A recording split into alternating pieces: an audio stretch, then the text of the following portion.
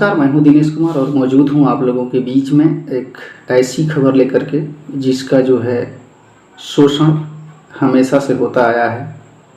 हम बात करेंगे आज अतिथि शिक्षकों के बारे में, जो माध्यमिक शिक्षा के अंतर्गत जिला परिषदीय एवं विभिन्न निकायों में राजकीय या राजकीयकृत या फिर राष्ट्रीय माध्यमिक शिक्षा अभियान के अंतर्गत उच्च माध्यमिक विद्यालयों में +2 में अतिथि शिक्षक कार्यरत हैं। उन्हीं के बारे में बात करेंगे।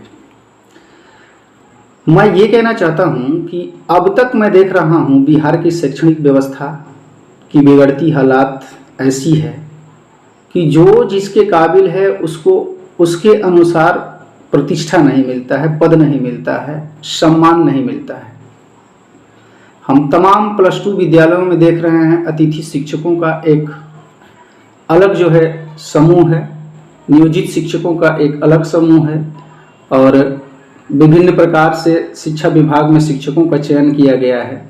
उनका अलग अलग जो है समूह है और अलग अलग उनके लीडर हैं, जो कभी भी एक प्लेटफार्म पर आकर के सही से सरकार को सही दिशा निर्देश नहीं देते हैं कि हमें शैक्षणिक व्यवस्था में क्या क्या सुधार करनी है और कैसे हमारे बिहार राज्य का शिक्षा व्यवस्था में सुधार किया जा सकता है।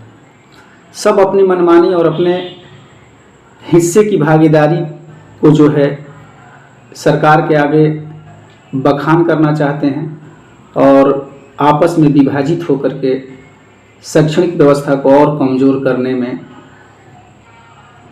प्रमुख भूमिका निभा रहे हैं। हम लोग जो है अतिथि शिक्षक के तौर पर वर्ष 2018 में बिहार सरकार शिक्षा विभाग के संकल्प संख्या 9/22 बिहार विद्यालय परीक्षा समिति के द्वारा 2009/2015-18 में एक विज्ञप्ति निकलती है और उसमें जो है विज्ञान शिक्षकों का चयन किया जाता है, जिसका नाम जो है अतिथि शिक्षक दिया जाता है। प्रत्येक विद्यालयों में पद के अनुसार टोटल पद 4257 पद जो है पूर्ण जो है फूल कर ली जाती है, विद्यालयों में भेज दी जाती है और वो अपना सेवा देने लगते हैं। इस प्रकार टोटल 18 से लेकर के अभी 2021 अंतिम 22 आने वाला है, मतलब 4 वर्ष जो है वो अपना सेवा काल देते हैं और 4 वर्ष में उनको क्या सम्मान मिला, समाज ने उनको कौन सा जो है सम्मान से सम्मानित किया है, वो अतिथि शिक्षक ही जान सकते हैं। बिहार राज्य में विशिष्ट जो है पदों पर आसीत हमारे विभागीय जो पदाधिकारी हैं, उनका भी रवैया अतिथि शिक्षकों के प्रति अच्छा नहीं है। इसकी हम घोर निंदा करते हैं।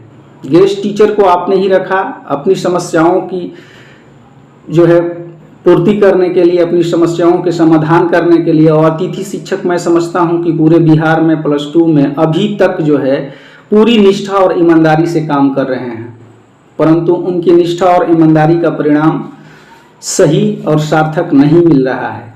समाज में उनको वो ओहदा नहीं मिल रहा है जो एक शिक्षक को मिलना चाहिए। हम इसके विरुद्ध हैं और हम इसकी घोर निंदा करते हैं।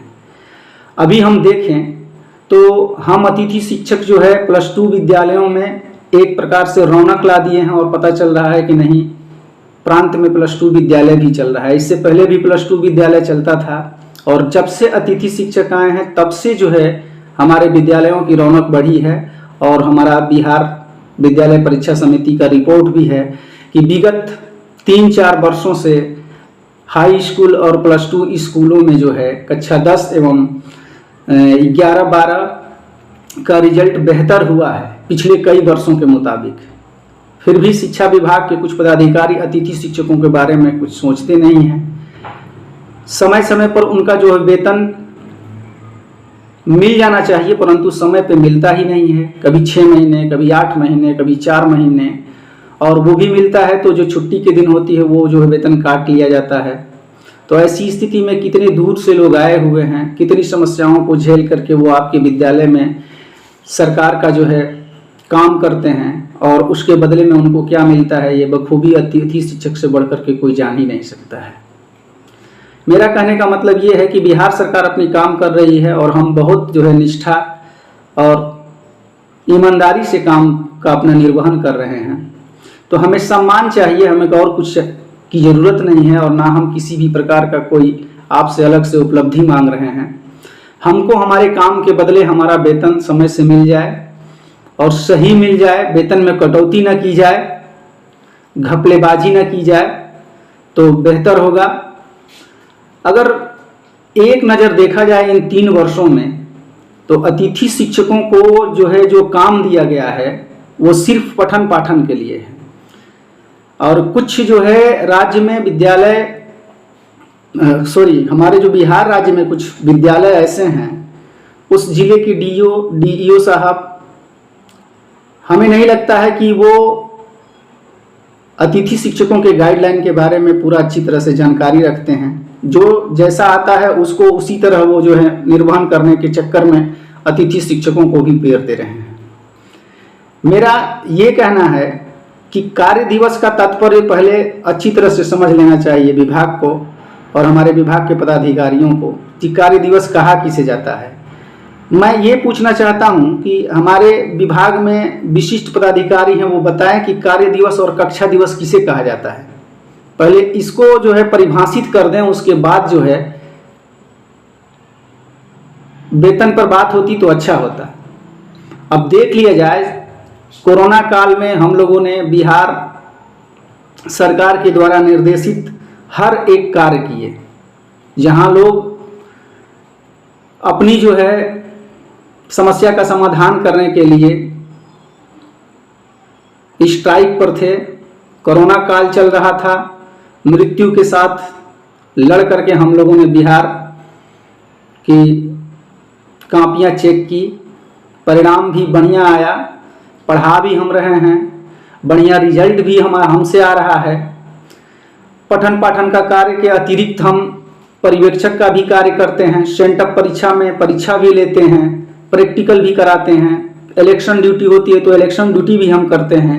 कोविड में कापी भी चेक किए, फिर कोविड में क्वारंटाइन सेंटर पर हमने ड्यूटी भी की। मानव श्रृंखला से लेकर के तमाम तरह के जल जीवन हरियाली वगैरह में हम लोगों ने भाग लिया। मुख्यमंत्री एवं बिहार सरकार के निर्देशों का बखूबी पालन किया, लेकिन उसके बदले में हमको क्या मिला?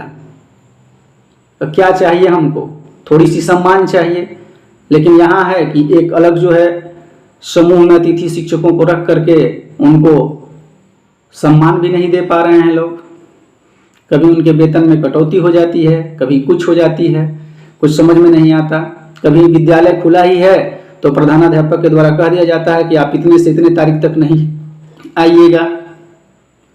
तो अब आप बताइए कि विद्यालय में कोई 400 किलोमीटर से आया हुआ है पढ़ाने के लिए बेतिया में, कोई बेतिया से चला गया है सासाराम में, कोई सासाराम से चला गया है मुंगेर में, तो इतनी दूरी तय करके +2 विद्यालय में अतिथि शिक्षक कार्यरत हैं, काम कर रहे हैं, दूर जा करके रूम रेंट लगता है, बीवी बाल बच्चे को छोड़ करके वो पठन पाठन का काम करते हैं, तो उसके बदले में उनको क्या मिलता है?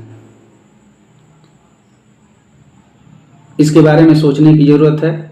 मैं अनुरोध करूंगा विभाग से और बिहार राज्य के महामहिम शिक्षा विभाग के शिक्षा मंत्री जी से कि आप इस विषय पर भी थोड़ा चर्चा करें और हम अतिथि शिक्षकों के साथ न्याय किया जाए। हमारी गाइडलाइन के अनुसार हमको काम सौंपा जाए, हम उसके अनुरूप काम करेंगे और उसी के अनुरूप हम अपना मेहनताना चाहेंगे।